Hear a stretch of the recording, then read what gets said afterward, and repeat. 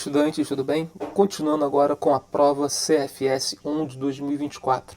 Vamos para as questões, né? Nesse caso, a questão, né? Uma das questões que envolve conhecimento de morfologia. Neste caso, é uma mistura de morfologia com tipo de discursos, né? Porque tipo de discurso, na verdade, é um conteúdo que tanto pode trabalhar só texto, como pode trabalhar também texto e gramática. Essa questão é uma questão que trabalha a parte de gramática dos tipos de discurso. Como assim? Vamos ver. Primeiro vamos dar uma lida na questão e depois vamos entender o porquê essa questão ela envolve esses dois assuntos, né? Vamos conhecer um pouco sobre os tipos de discurso. Temos aqui o comando, né, da questão. Ao reescrever o trecho, a secretária chega à sala do diretor e diz: Senhora, passarei nas salas de aula para dar o recado. Para o discurso indireto, o verbo em destaque assume a seguinte forma. Bom, destacou o verbo passarei.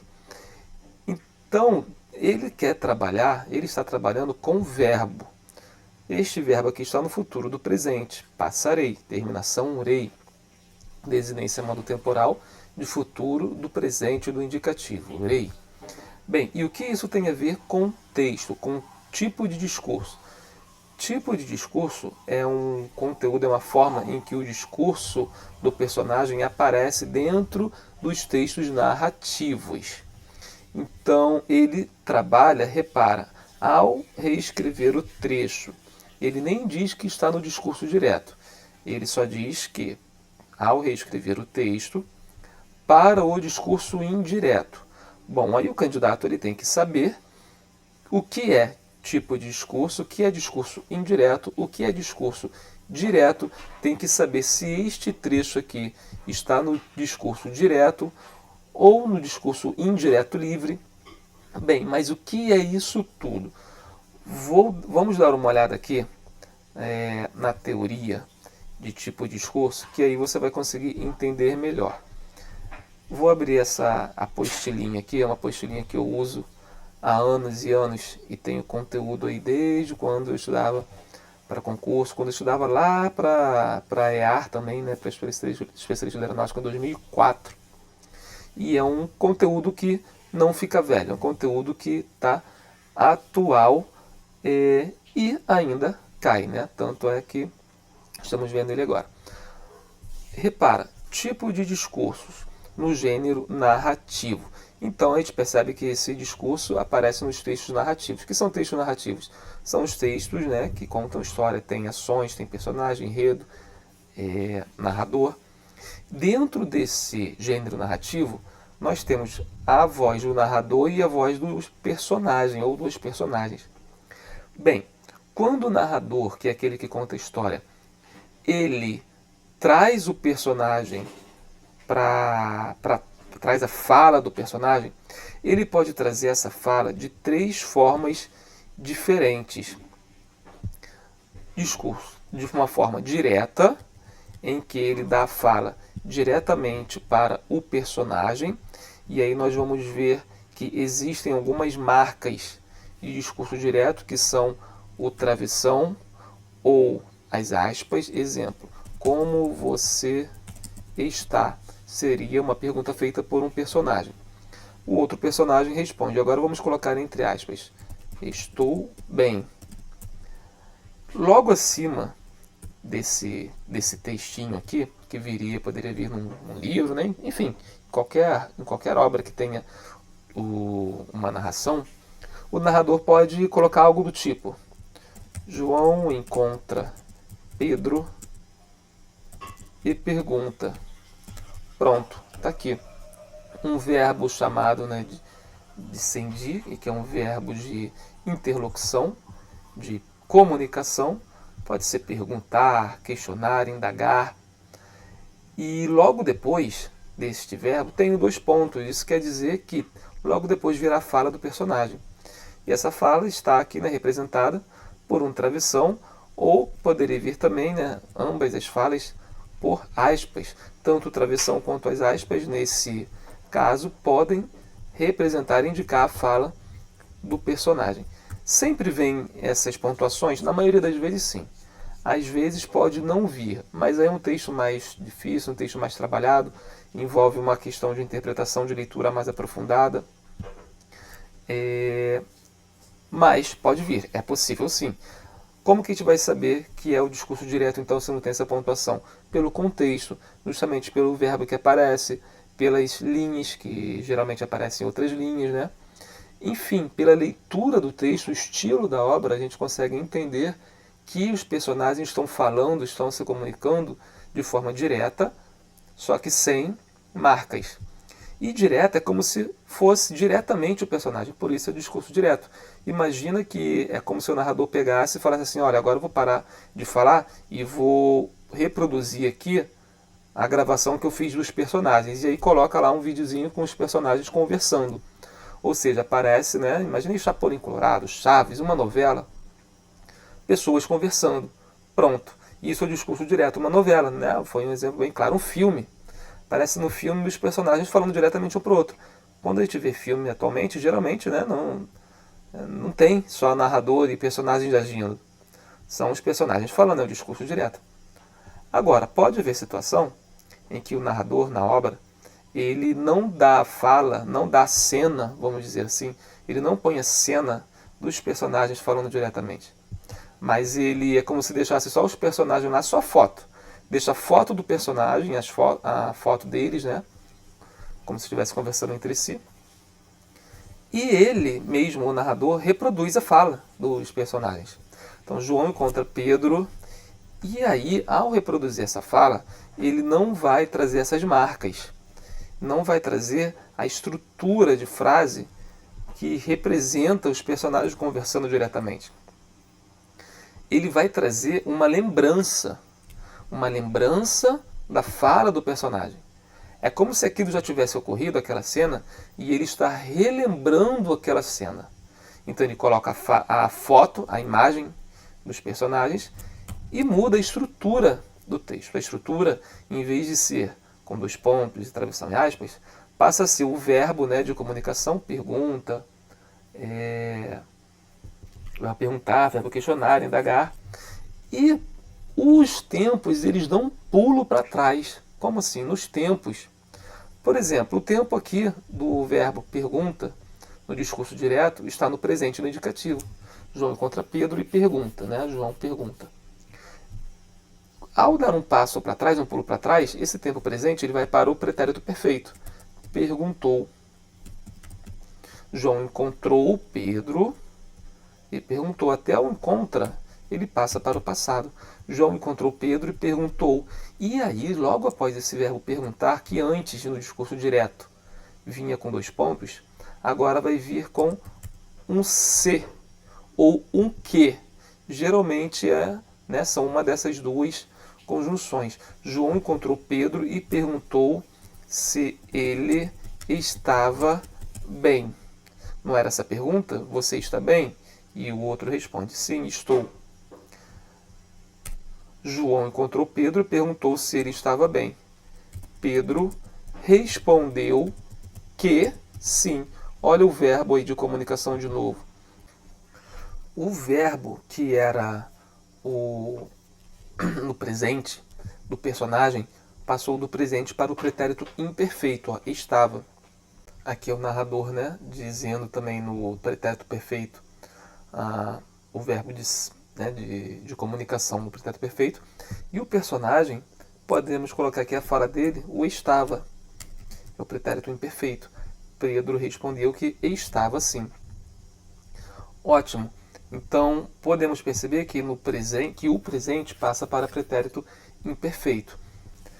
Fábio, tudo bem. A gente já consegue responder essa questão com base nessa explicação? Sim, conseguimos. Vou só mostrar para vocês aqui, naquela mesma apostilinha, uma tabelinha. Aqui temos vários exemplos, né? A teoria é bem boa, a teoria é bem interessante. Tem os 3 tipos de discurso: discurso direto, indireto e o indireto livre. Vou falar sobre ele daqui a pouquinho. E logo depois tem a explicação de cada um deles. Tudo aquilo que eu falei tem explicadinho aqui.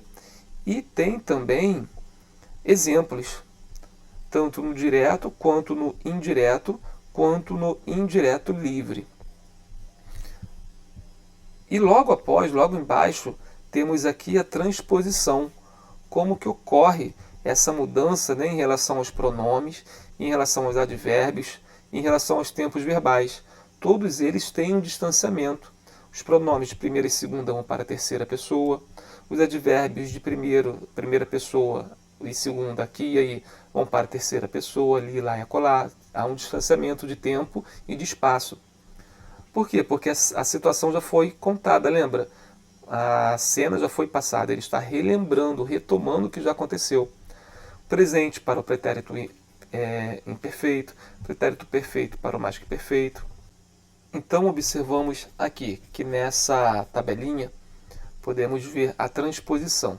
Presente no indicativo, a fala do personagem, dos personagens que estavam no presente do indicativo, vai para o pretérito imperfeito do indicativo, votavam. Quando o discurso direto está com o tempo no perfeito, né, no pretérito perfeito, ele não assinou o requerimento, no discurso indireto vai para o pretérito imperfeito. Perdão, para o mais que perfeito. Assinara. O moço perguntou se ela não assinara, porque o mais que perfeito? O mais que perfeito é um tempo anterior ao perfeito. E no futuro do presente, e eu consertarei, terminação rei, o tempo verbal vai para o futuro do pretérito. O pretérito é passado, ou seja, o mesmo futuro, ele saiu do presente e foi para o passado, um distanciamento para o passado. O mecânico garantiu que consertaria. Terminação ria é terminação de futuro do pretérito. Mesma coisa no subjuntivo, presente do subjuntivo vai para o imperfeito.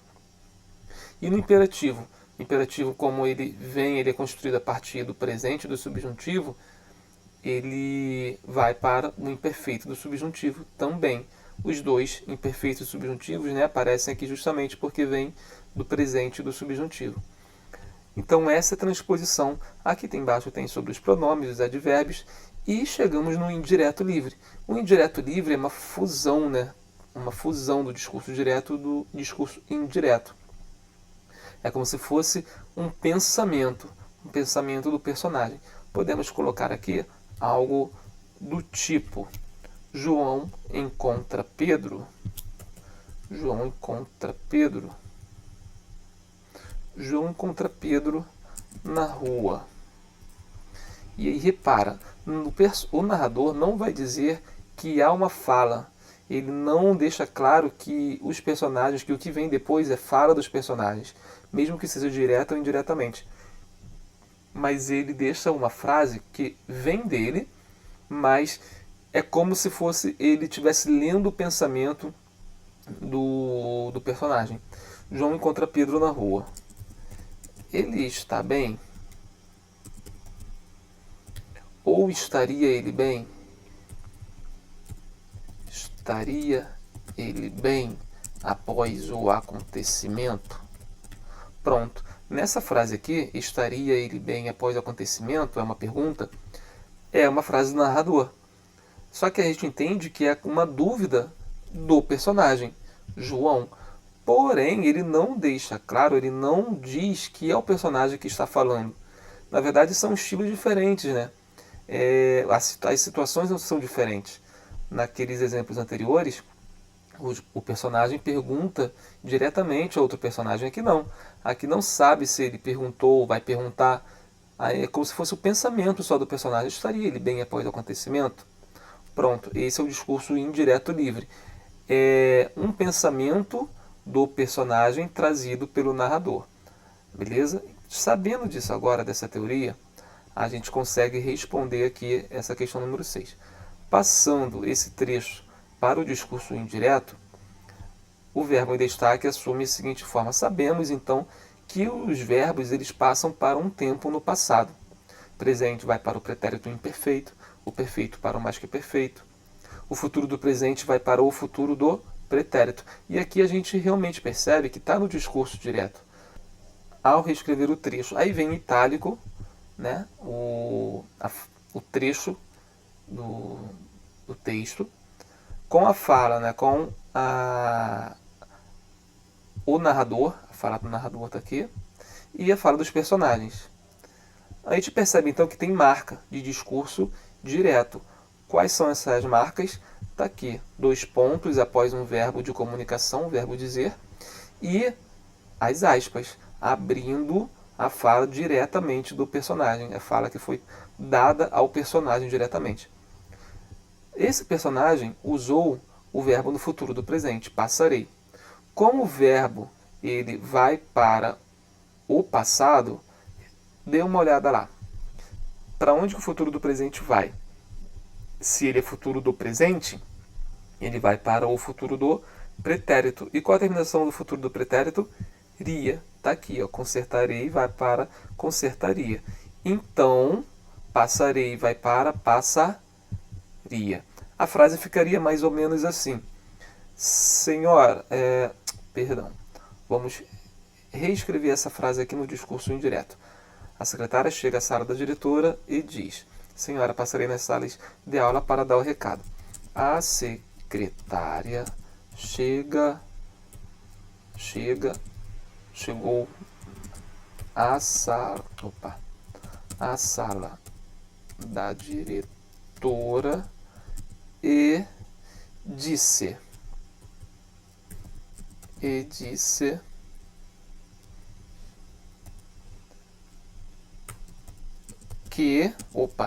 que, ó, um verbo de comunicação com a conjunção que. E disse que passaria nas salas de aula para dar o recado.